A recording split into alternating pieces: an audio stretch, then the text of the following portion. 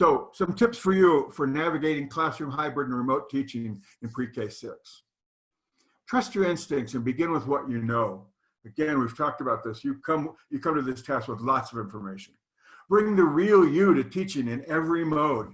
Be authentic. Let the children hear your voice and feel your presence, and no more important than right now in remote learning. The concepts of voice and presence are epic when we think about online teaching and learning for adults. They're just as important now.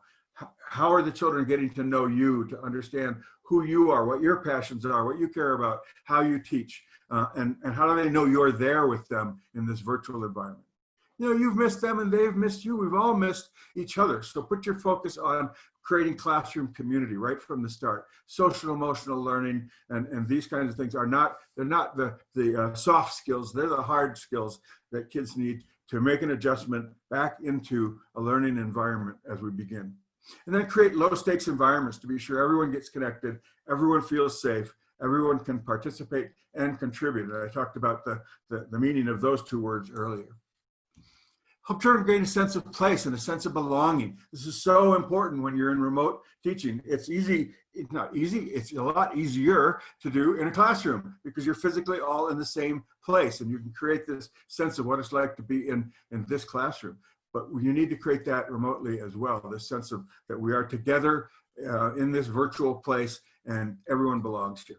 Connect the real classroom with the remote learning environment. So how do you bring those back and forth? Take comfort that your essentials, those things you cared about that I asked you to make a list of before the pandemic, are still essential and non-negotiable across all modes of teaching and learning. Take your time, be patient with yourself. This new normal is unlike any normal we've ever experienced before. We're all learners, we're all teachers, we're all figuring this out in real time. Give children the gift of unhurried exploration. Give them a chance to ease back into this. Get back to predictable, consistent, and comforting routines and classroom traditions, and maybe come up with a few new ones as you think about remote learning and hybrid learning environments. A few more. Include familiar materials from the classroom during demonstrations and activities during your remote learning sessions, so you are building a very concrete connection between the classroom they would be in and will be in sometime and where they are learning now. Connect this reel with that reel, this notion of what was their life before, during, and now that we're together again at the start of the school year. Tell those stories and help them tell them back and forth and reflect on what they've been through. Embrace digital storytelling. Listen to what kids have to say about their lives during shelter in place and social distancing and fears of the pandemic and all being at home. Those, just like in the dramatic play area, the digital stories will tell you a lot about how they're feeling. Use your tech tools to be a connected educator. Share your best classroom practices. If we're all figuring this out as we go, then let's share what we're figuring out so we can all do better. Provide prompts for family interactions and a family activity that they can do together offline after the remote learning ends to connect the family back to this. Empower parents and engage families in whatever mode of teaching you're in. Use these same tools, the tools we're using right now and that you've learned to use to engage with parents, and that will help because your parents are learning to use them as well. And then again, this notion of being an essential media mentor.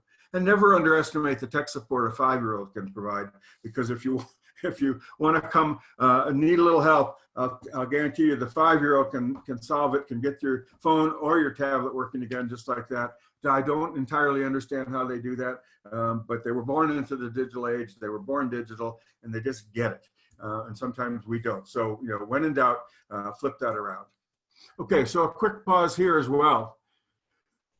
Jot down a couple of sentences about what you do to bring the real you to your classroom and remote teaching, and how you let the children hear your voice and feel your presence. Those are so important. So bring the real you to teaching and be authentic.